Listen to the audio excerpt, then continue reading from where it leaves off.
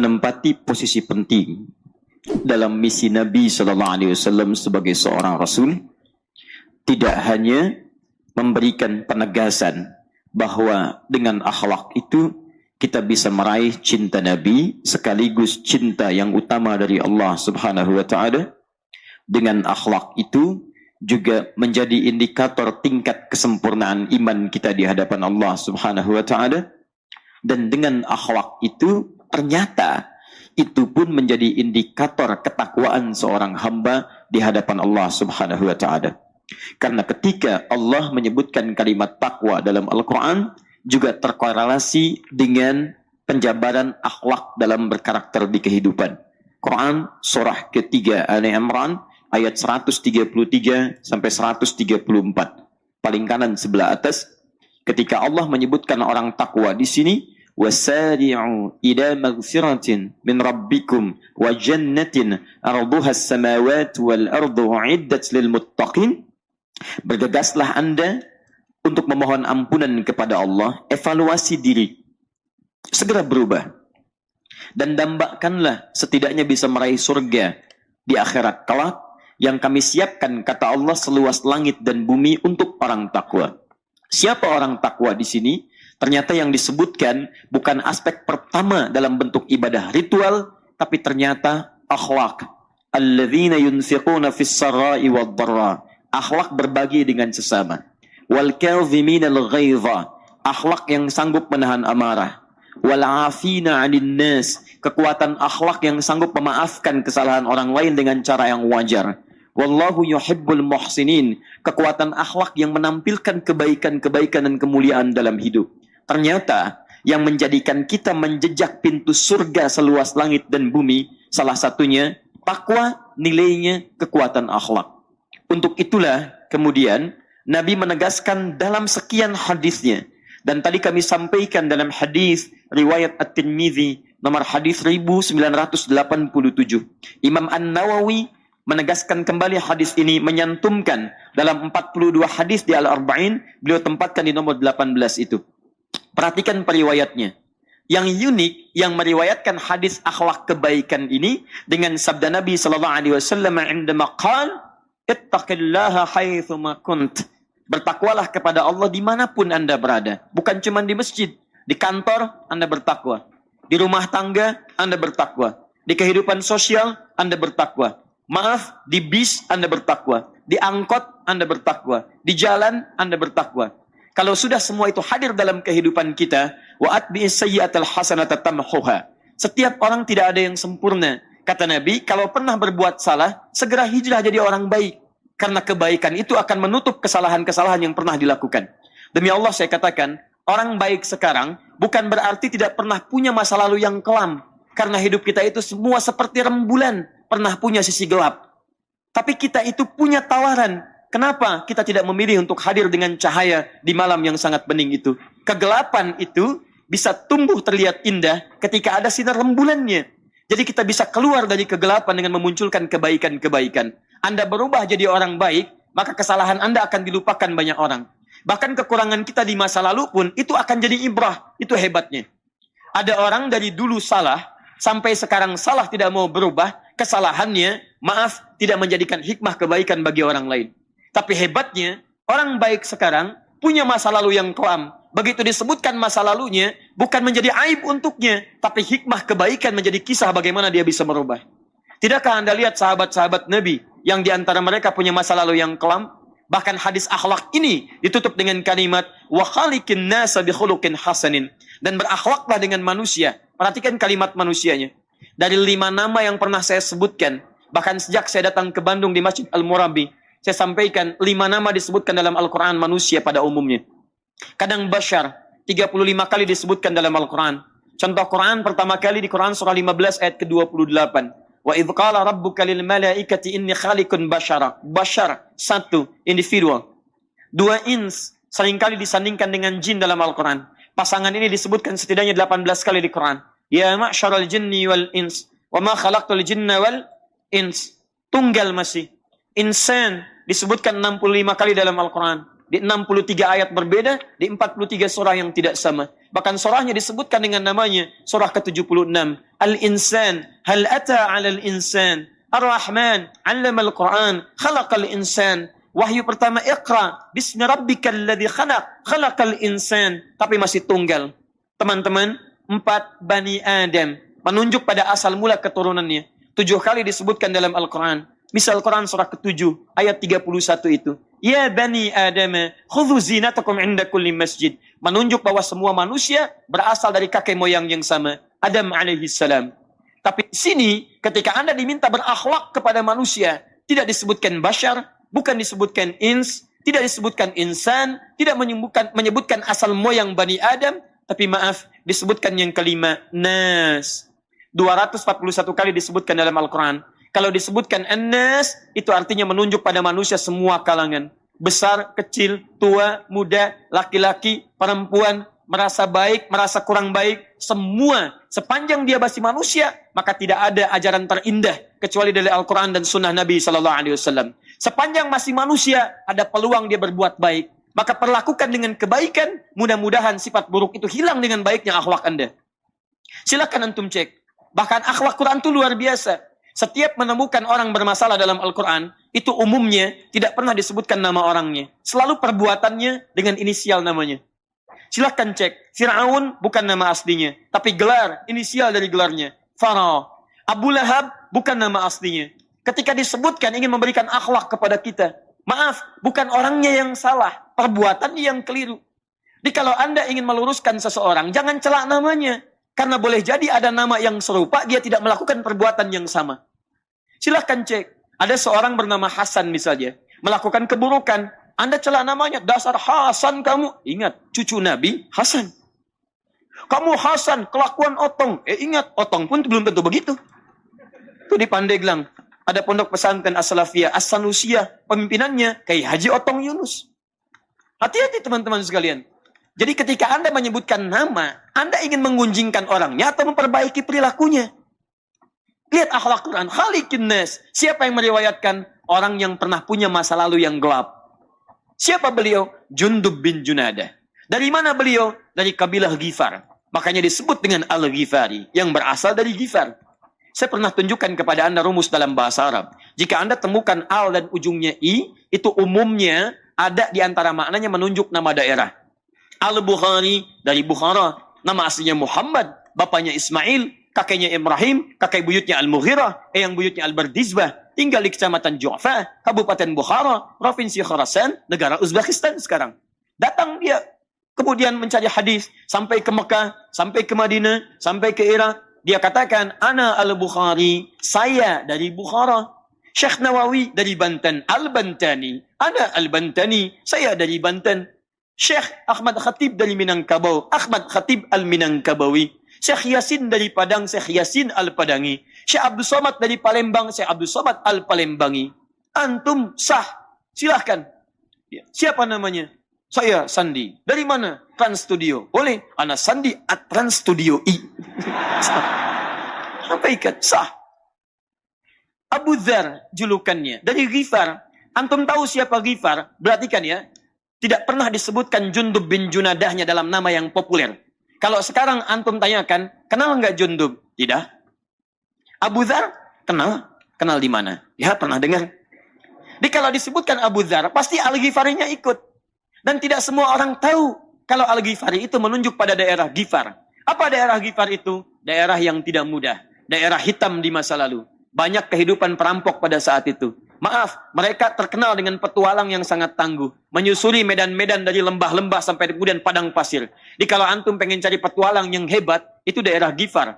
Tapi juga daerah itu banyak kehidupan hitamnya. Perampok banyak di situ. Penadah banyak di situ. Dan tidak ada saingan. Kalau perampok sekarang pengen bersaing, antum telat. Ketinggalan antum, sudah ada yang duluan. Jadi mendingan gak usah merampok lah. Ya ketinggalan. Tapi yang hebat, lihat. Allah dengan sifat keadilan dia memberikan kesempatan pada setiap jiwa manusia sebelum sampai ke kerongkongan untuk kembali menjadi orang baik. Diberikan hidayah. Kan saya sering katakan kepada Anda, selevel manusia paling buruk pun Fir'aun masih diberikan petunjuk. Tidak ada manusia yang tidak dapat petunjuk. Yang ada itu ketika diberikan, dia nggak mau ngambil. Itu masalahnya. Silakan cek Fir'aun. Ini satu-satunya manusia paling zalim disebutkan di Quran. Ngaku Tuhan, ana rabbukumul a'la. Manusia sekarang paling banter ngaku nabi, dia ngaku Tuhan. Silakan cek. Antum pernah bunuh orang, dia bunuh orang sejak keluar dari kandungan. Bahkan diintip-intip dalam kandungan itu. Diberikan algojo. Dampingi perempuan yang sedang mengandung. Apa yang terjadi? Lahir perempuan, bebaskan. Laki-laki, eksekusi seketika. Eksekusinya jangan bayangkan kekejamannya. Banting ke tanah, gorok berkali-kali. Quran surah kedua, ayat 49. Paling kiri sebelah atas. Wa idh najjaynakum min ali fir'auna yasumunakum su'al 'adzab yudzabbihuna abna'akum wa yastahyuna nisa'akum. Perhatikan, manusia durjana mengaku Tuhan, tidak ada saingan. Hobi bunuh orang. Fitrah Allah masih melekat dengan keadilannya. Diutus 2 nabi sekaligus. Kita sampai sekarang nggak pernah ngaku Tuhan. Paling banter ada yang ngaku nabi. Nggak pernah bunuh orang. Bunuh orang nggak seperti Firaun. Perhatikan baik-baik. Tapi Allah sifat keadilannya, Firaun masih ditunjukkan 2 nabi. Kita aja sampai sekarang 1 nabi nggak pernah lihat. Firaun 2 nabi, Quran surah ke-20, ayat 43 sampai 44. Idhaba ila Fir'auna innahu tagha. Musa dan Harun pergilah kepada Firaun. Dia sudah mulai menyimpang. Tagha, penyimpangan dengan kedudukan. Bagha, penyimpangan dengan harta benda. Qarun mendapatkan bagha, Fir'aun mendapatkan tagha. Qarun, Quran surah ke-28 ayat 76, paling kiri sebelah bawah. Inna Qaruna kana min qaumi Musa fabagha alaihim. Bagha, penyimpangan dengan harta benda. Pengusaha gelap bertemu dengan penguasa yang sangat zalim. Fir'aun, penyimpangan dengan kedudukan. Tapi dua-duanya masih mendapatkan hidayah dari Allah Subhanahu wa taala. Bahkan hebatnya, perhatikan akhlak. Faqula lahu qawlan layyina la'allahu yatadhakkaru aw yakhsha. Perhatikan akhlak Quran. Ini 2 nabi. 2 nabi diperintahkan berdakwah pada manusia paling zalim. Kalimat Qurannya mengatakan, katakan dengan lembut. Dakwahi dengan lembut. Akhlak. Boleh jadi dengan kelembutan itu dia mulai sadar dan mulai takut kepada Allah Subhanahu wa taala. 2 orang nabi berdakwah pada manusia paling zalim di muka bumi, diperintahkan oleh Allah, katakan dengan lembut. Antum nabi bukan, rasul bukan. Baiknya antum tidak sebaik Harun, solehnya antum tidak sesoleh Musa. Antum berdakwah kepada orang yang bukan Firaun. Kenapa antum kasar? Teman antum tuh bukan Firaun. Dan antum bukan Musa. Ya, akhi, tidak usahlah menasihati saya. Antum kan bukan Musa, tapi antum kan bukan Firaun. Tuh. Kenapa kita mesti saling berselisih dan mencela? Quran mengajarkan kita saling mencinta, bukan mencela. Quran mengajak kita saling merangkul, bukan memukul. Tapi hujah dari ayat itu, setiap orang punya kesempatan untuk kembali. Jadi kalau Anda pernah punya kedudukan dan menyimpang, ayo kembali. Kalau mempertahankan penyimpangan, antum telat keduluan oleh Firaun. Sama, Anda kaya, gak usah sombong. Karena pernah ada yang kaya dan sombong, namanya Qarun. Dan kekayaannya lebih banyak dibandingkan Anda. Sampai sekarang masih dicari hartanya. Mau kemana mas? Samudra Hindia. Cari apa? Harta Qarun. Masih dicari sama dia. Harta antum, dulu nggak ada yang kenal, masa depan nggak ada yang ingat. Terus antum pengen ikutan sombong, telat. Telat dan keterlaluan. Karena harta Anda tidak sebanyak dengan hartanya Qarun. Tapi maaf, Qarun tidak mau berubah. Fir'aun tidak mau berubah, itu dikisahkan pada kita supaya kita tidak menirunya. Dibacalah oleh sahabat bernama Jundub bin Junadah. Dari Ghifar itu. Tinggal di lingkungan yang penuh dengan gelapnya kehidupan dan hitamnya perlakuan. Tapi hidayah Allah sampai dalam jiwanya. Apa yang terjadi? Dia mendengar informasi ada Nabi. Mendatangi Nabi di Makkah Al-Mukarramah. Termasuk orang yang pertama nanti masuk Islam. Singkatnya datang pada Nabi. Pertama melihat Nabi, konfirmasi ajarannya, bertanya kemuliaannya, melihat lembut kata-katanya, melihat akhlaknya, mengatakan asyhadu an la ilaha illallah wa asyhadu anna Muhammadar Rasulullah. Orang kelima atau keenam yang masuk Islam dari 40 orang disebut dengan as-sabiqunal awwalun. Kata beliau, apa perintahmu ya Rasulullah? Kata Nabi, kembali ke Ghifar sampai tiba perintahku nanti di Ghifar. Kata Jundub bin Junadah, tabiatnya muncul, kerasnya muncul, tapi kerasnya berubah jadi ketegasan. Kata Jundub bin Junadah yang saat itu berubah jadi Abu Dzar Al-Ghifari, wallahi alladzi nafsi biyadi, Demi Allah, bima makna, yang jiwaku berada di tangannya. Ya Rasulullah, saya tidak akan kembali ke Ghifar sampai saya mengatakan kalimat syahadat di depan Ka'bah. Saat tidak ada orang yang berani untuk mengatakannya, beliau datang ke situ. Dengan mengatakan, hei saksikan penduduk-penduduk Mekah. Hei, asyhadu an la ilaha illallah wa asyhadu anna Muhammad Rasulullah. Sifat kerasnya di dunia yang gelap dialihkan dengan ketegasan di dunia yang terang benderang. Minadh dhulumati ilan nur. Allah kalau sudah bimbing seseorang menjadi wali orang beriman, maka dikeluarkan dari kegelapan pada kebaikan. Quran surah kedua ayat 257, paling kanan sebelah atas. Allahu waliyul ladzina amanu yukhrijuhum minadh dhulumati ilan nur. Allah wali, pembimbing bagi orang-orang beriman. Jika dia mau kembali kepada Allah, akan dikeluarkan dari dunia yang gelap, keluar kepada dunia yang terang benderang. Ini saya ajak antum teman-teman. Antum itu kalau pernah berbuat salah, kita manusia. Saya sering tegaskan kalimat ini.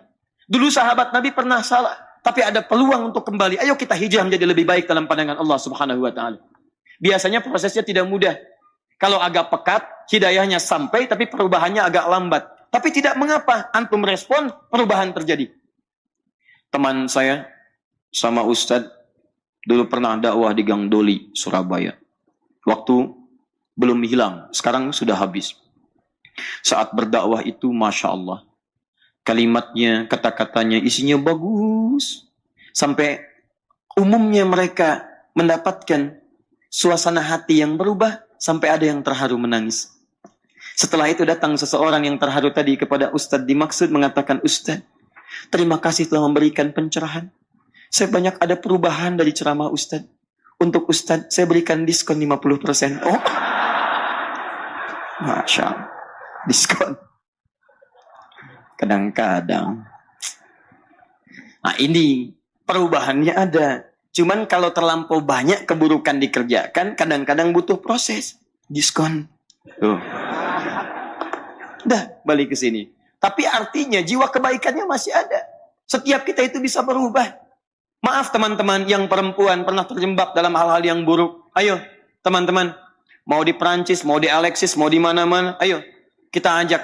Barangkali itu jalan dari Allah. Kalau Allah tidak sayang, nggak akan ada itu yang demikian. Tapi saking sayangnya Allah, dikirimkan seorang muslim. Hanya dengan selembar surat. Ditutup itu semua. Itu tanda dari Allah, sinyal. Saya tunjukkan pada Anda, Allah masih mencintai Anda. Makanya ditutup peluang itu. Tidakkah Anda pernah dengar ada kisah seorang perempuan demikian? Kemudian dia bertobat setelah melihat anjing, kehausan. Kemudian dia berikan air. Setelah dia berikan air dengan penuh ketulusannya, dia melihat anjing itu berubah. Anjing saja yang najis, anjing saja yang hina, mendapatkan air, berubah semangatnya. Kenapa saya yang tidak sehina anjing kemudian tidak berubah jadi lebih baik? Bertobat dia di hadapan Allah, kembali pada kebaikan, memberikan dengan keikhlasan, maka dakhalal jannah, masuk surga. Anda masih punya kesempatan. Allah sentuh Anda dengan nuansa kebaikan. Kalau sinyal itu tidak ditangkap, maka tidak sulit kemudian kita dan tidak mudah akan menemukan jalan-jalan untuk kembali lagi. Karena itu, mari kita kembalikan teman-teman sekalian, akhlak, ukurannya, dan keistimewaannya bisa menunjukkan indikasi iman dan juga menunjukkan tingkat ketakwaan seseorang. Sekarang persoalannya, satu, apa itu takwa? Dan yang kedua, bagaimana kemudian kita bertakwa? Dan yang ketiga, apa indikasi keberhasilan takwa kita setelah berusaha meningkatkannya? Inilah inti pembahasan materi kita. Jadi sampai di sini kita baru muqaddimah, ya. Kita mulai bahasannya. Sabar. Sampai jam berapa kita? Masya Allah. 11, 10 ya, silahkan. Sampai jam 11 boleh. Saya jam 9 pulang. Saya mau ke Kota Baru. Saya baru landing dari Palembang tadi pagi ya. Langsung ke Soreang. Masya Allah. Dari Soreang langsung ke sini. Nanti besok kita fikih ikhdab di Kota Baru Parahyangan. Antum mau itikaf di sini nggak apa-apa. Saya pulang jam 9. Baik. Teruskan dulu sebentar. Alhamdulillah malam ini ada kebaikan. Saya tadi di lift bersamaan. Ada yang dari Makassar juga terbang ke sini. Bergabung dengan kita pada hari ini. Coba nanti dicek ya. Teman-teman panitia. Satu orang tadi bertemu saya di lift. Temukan temannya. Saya ganti tiketnya sampai pulang insya Allah. Bismillah. Kita teruskan. Yang dari Cimahi nggak pakai tiket. Ayo pulang aja ya. Pulang aja ya. Baik. Ketua DKM mohon maaf ya. Baik. Teruskan. Satu, apa itu akhlak? Bismillah. Akhlak secara singkat adalah kemuliaan atau sikap baik yang dilahirkan dari proses ibadah. Kemuliaan atau sikap baik yang dilahirkan dari proses ibadah. Kata Imam Al-Ghazali, kalau latihan ibadah ini jadi baik dan semangatnya meningkat, maka akhlak yang muncul dalam jiwa itu seperti otomatis nantinya.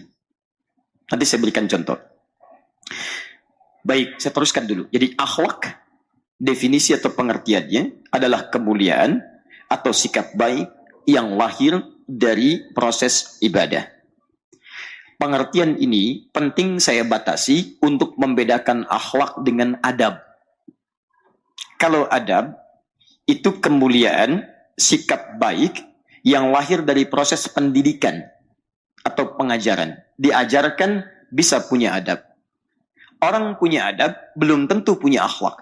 Tapi orang punya akhlak pasti punya adab. Tolong catat baik-baik ya. Orang yang belajar akan dapat adab. Tapi kalau tidak ibadah, tidak mungkin dapat akhlak. Contoh. Maaf. Jangankan orang beriman. Yang tidak beriman pun berpeluang punya adab. Di Amerika bisa beradab. Di Jepang bisa beradab. Bahkan mungkin lebih beradab dibandingkan beberapa tempat yang di situ banyak muslimnya. Disiplin bagian dari adab. Kerja keras bagian dari adab. Kejujuran bagian dari adab. Silahkan cek, antum ke Jepang begitu disiplin. Naik kereta datang lebih cepat 20 detik. Harusnya bahagia. Perusahaannya minta maaf. Maaf Pak, kami datang kecepatan katanya, 20 detik. Padahal antum dari Bandung ke Jakarta, targetnya jam 7. Ternyata jam 7 nyampe kurang 20 detik. Antum bahagia, alhamdulillah, tiba lebih cepat. Jepang tidak, minta maaf. Kok bisa lebih cepat? Harusnya pas.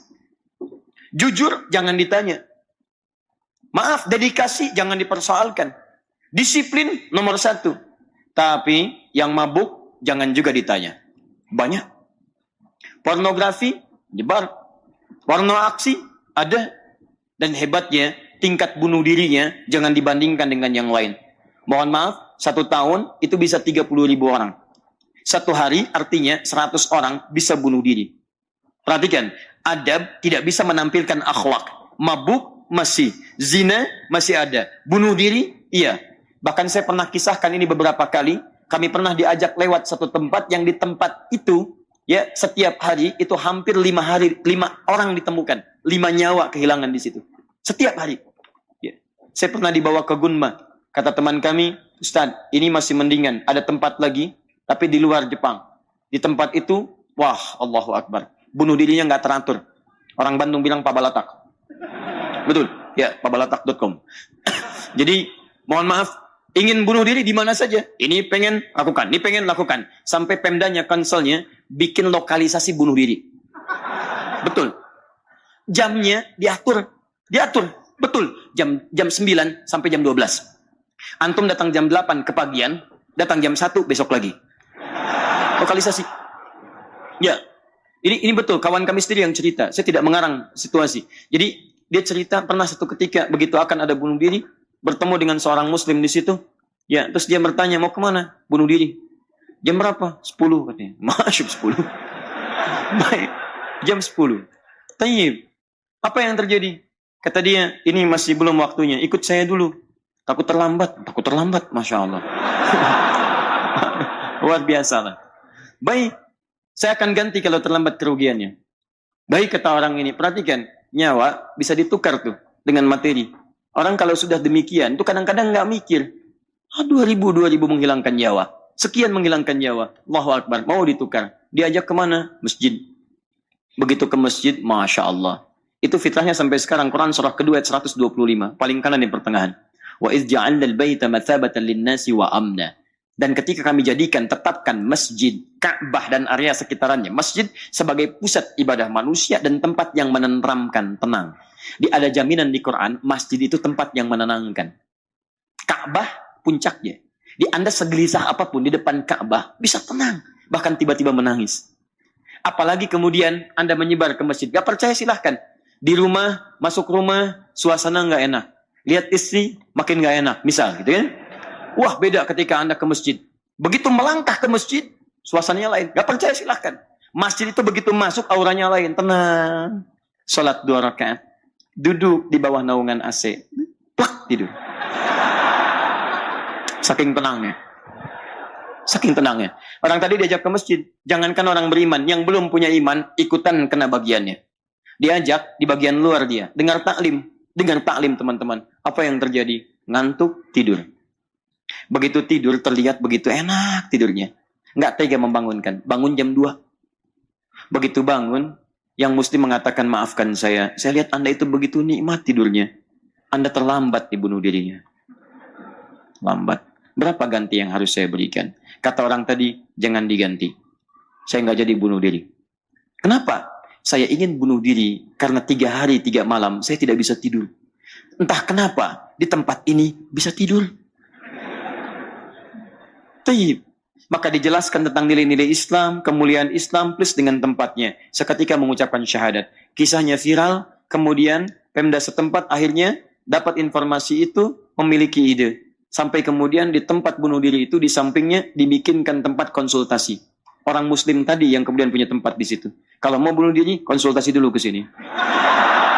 Biasa. Tenang. Coba lihat. Dari nilai kebaikan, dari senyuman, dari kenyamanan, akhlak, adab, belum tentu melahirkan akhlak. Gelisah, bunuh diri. Akhlak, tidak. Bukan hanya menjadikan orang jujur, tapi kejujuran itu membawa ketenangan dalam jiwa. Di sana jujur iya, tapi gelisah bunuh diri. Di sini jujur iya. Iya jujur dan tenang juga. Sabar iya, tenang juga. Di sana kebanjiran, memang semuanya bagus. Top. Sempurna, excellent. Begitu banjir, resap. Aspalnya meresapkan air ke bawah. Selesai. Diselesaikan dalam suasana yang cepat. Tidak punya sabar, selesai. Kita kebanjiran, anak-anak berenang. Biasa aja. Masya Allah. Luar biasa. Ya. Solusi dicari, tapi tidak gelisah. Masya Allah. Saya banjir kemarin tuh, wah luar biasa. Anak-anak tuh, ya banjir, berenang. Teman-teman sekalian. Jadi orang-orang dulu itu bukan cuma menghadirkan peradaban. Peradaban Islam, peradaban Islam, peradaban Islam. Perhatikan ya, setiap non-muslim yang tidak beriman punya peradaban, peradaban melekat dengan tempatnya. Romawi punya peradaban disebut peradaban Romawi. Tidak pernah disebutkan keyakinannya. Yunani punya peradaban disebut peradaban Yunani. Antum ke Turki, masuk ke Efesus. Ke sana ada peradaban Yunani. Dikalahkan oleh Romawi. Romawi bikin lagi. Diganti patung-patung atasnya dengan patung Romawi. Dibentangkan di sepanjang perjalanan Mediterania. Sampai ke Italia. Nyebrang ke Tripoli. Sampai Subrata. Hancur semuanya. Tidak tersisa kebaikan-kebaikan. Disebutkan peradaban Romawi. Cuman puing-puingnya saja. Masuk Islam. Turun di pusat jahiliyah. Datang kemudian di Arab dengan segala keburukan nilai-nilai akhlaknya. Turun Al-Quran, dijelaskan lewat sunnah, ditampilkan kemuliaan akhlak. Apa yang terjadi? Maaf, secara singkat, berubah drastis jadi baik, muncul peradaban. Dan sampai saat ini, tidak pernah disebut peradaban Arab. Silahkan cek. Peradaban Islam di Arab. Dibawa ke Spanyol, peradaban Islam di Andalusia. Dibawa ke Baghdad, peradaban Islam di Baghdad. Islam. Apa yang membuat peradaban itu? Akhlaknya. Begitu muncul adabnya, akhlaknya sudah otomatis hadir dalam kepribadiannya. Bagaimana cara melatihnya? Kita masuk bagian yang kedua. Di teman-teman sekalian, orang dulu itu karena sudah punya akhlak, maka adab jangan ditanya. Jangan ditanya. Makanya saking pentingnya akhlak ini, nanti kita akan lihat di ujung. Sampai disandingkan dengan nilai-nilai akidah. Saya teruskan dulu ya, nanti saya berikan contoh-contoh terbaiknya. Yuk. Ingat ya, kita baru bahas akhlaknya, salafus solehnya belum. Ini ya. Mari kita lihat. Karena akhlak ini lahir dari proses latihan ibadah, maka tidak ada cara yang lain kecuali akhlak bisa dilahirkan dengan meningkatkan ibadah kita kepada Allah Subhanahu wa taala. Tadi saya berikan contoh kepada Anda. Salat hasilnya akhlak. Inna salata tanha 'anil fahsya'i wal munkar.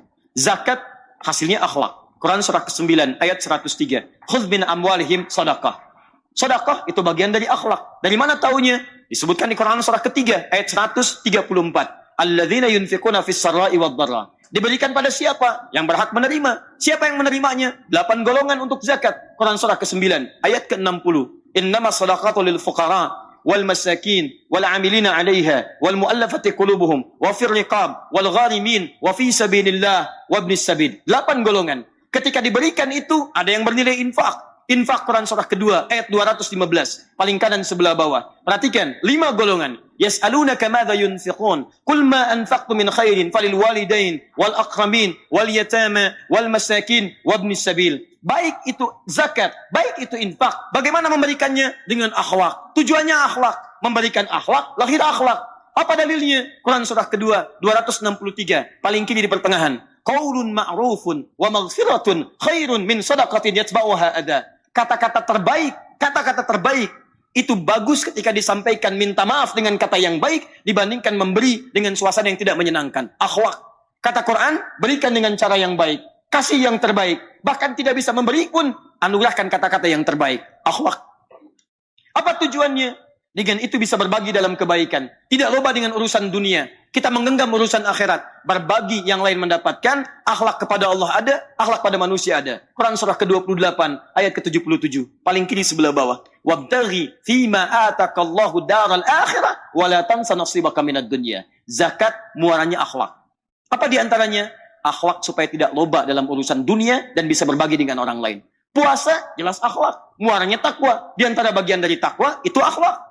Quran surah kedua ayat 183 paling kiri sebelah atas. Ya ayyuhalladzina amanu kutiba alaikumusiyam kama kutiba 'alal ladzina min qablikum la'allakum tattaqun. Takwa, kalian puasa supaya bertakwa. Bagian dari takwa akhlak. Karena itu ketika dibuka oleh Imam Al-Bukhari di Kitabus Siyam, kitab tentang puasa, di bagian yang pertama, hadis nomor 1 paling kanan sebelah bawah, ketika disebutkan orang puasa, akhlaknya muncul. Wa inimru'un syatamahu aw qatalahu falyaqul marrataini inni shaimun. Kalau ada orang puasa, ada yang menghardiknya, ada yang memprovokasi dia, ada yang mencelaknya, katakan pada dirinya, enggak usah balas, kamu sedang puasa. Di orang puasa itu merespon keburukan dengan kebaikan, akhlak. Dicela tidak balas. Dihardik dia memaafkan, akhlak.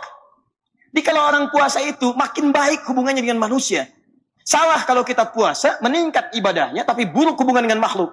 Bukankah saat puasa Anda saling berbagi? Akhlak. Bukankah saat puasa Anda saling mengerti? Anda tidak berdusta, tidak mau bohong. Ditanya bahkan Anda menghentikan kebohongan.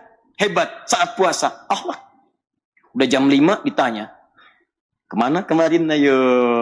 Masya Allah. Mau bohong? Gak mau. Takut batal puasa. Nanti deh saya jawab habis maghrib. Habis maghrib. Masya Allah. Habis maghrib tuh. Akhlak. Latihan. Wah, dicela habis-habisan. Udah jam 5 sore tuh. 1 jam lagi mau buka. Wah, tidak balas. Kenapa nggak balas? Habis maghrib. Habis maghrib. Habis maghrib lupa. Coba Anda bayangkan. Haji, umrah, akhlak. Akhlak. Quran surah kedua ayat 197. Paling kanan sebelah atas. Al-hajju ashhurum ma'lumat. Faman farada fihinna al-hajja. Fala rafatha. Wala fusuqa. Wala jidala fil hajj. Wa ma taf'alu min khairi ya'lamhu Allah wa tazawwadu fa inna khairaz zadi taqwa. Bekal terbaik untuk haji dan umrah itu takwa. Ketika menyebutkan takwa, bekalnya akhlak. Kata Quran, "Hei yang haji, jangan berkata-kata kotor. Hei yang haji, jangan saling berdebat. Hei yang haji, jangan melakukan perbuatan menyimpang." Bukankah larangan jangan bagian dari akhlak? Kalau Quran katakan jangan berkata kotor, artinya dalam situasi haji akan ada peristiwa-peristiwa yang memancing kita untuk berkata-kata yang kotor. Subhanallah, walhamdulillah, juntrung ke depan. Fala rafatha. Subhanallah. Masya Allah, muncul. Tapi dilatih kita. Makanya begitu pulang, yang kotornya hilang, yang baiknya muncul. Kebaikan yang muncul setelah kotornya hilang itu disebut dengan birrun namanya. Kalau melekat pada dirinya, maka berubah katanya dari birrun jadi mabrurun. Makanya haji mabrur itu bukan haji yang diterima. Kalau diterima, haji makbul namanya. Makbul diterima. Mabrur itu artinya haji yang dengan haji itu dia dilatih untuk merubah perilaku yang buruknya sehingga melekat padanya sifat-sifat kebaikan. Baik. Berangkat kata-katanya kotor, pulang jadi lembut. Berangkat banyak marahnya, pulang banyak sabarnya. Berangkat banyak keluh kesahnya, pulang jadi pemberi nasihat. Masya Allah. Makanya ketika pulang, kadang-kadang orang Arab menyebutkan kalimat haji untuk mengingatkan. Begitu sampai bandara, kopernya terlambat sedikit. Mana koper saya? Kata orang Arab, ya haj. Haj itu maksudnya bukan memanggil dengan gelar Pak Haji, bukan. Maksudnya mengingatkan, Pak, Bapak sudah haji. Sudah mendapat jaminan surga kebaikan. Jangan ditukar surga dengan kata-kata kotor lagi. Itu maksudnya. Di antum kalau dipanggil Pak Haji, jangan bangga dulu. Ya. Mas Doni. Mas Haji Doni, ya. Masya Allah. Haji Doni baru nengok dia. Bukan gelar, karena ibadah itu tidak menghasilkan gelar. Siapa nama Bapak? Saya SHI Adi. Saya apa Pak? Sholat haji infak. Itu biasa. Saya belum pernah dengar Bapak sholat sandi. Ya, Bapak infak Dedi, nggak ada. Jadi antum jangan terlalu senang dulu kalau dipanggil haji. Haji itu pengingat. Bu Haji. Bu, ibu sudah haji ya. Jangan tukar surganya dengan hal-hal yang kotor lagi. Itu akhlak. Makanya kadang-kadang saya sering ingatkan. Ini kadang-kadang mau berangkat aja udah hilang tuh amalannya. Oh, kumpulkan orang. Tidak dilarang mengumpulkan orang. Tidak dilarang. Antum ingin minta doa, boleh. Minta maaf, silahkan. Supaya baik. Tapi hati-hati dengan riak juga. Mengumpulkan sekomplek. Pak Ibu sekalian, terima kasih berkumpul di sini. Kami akan berangkat haji.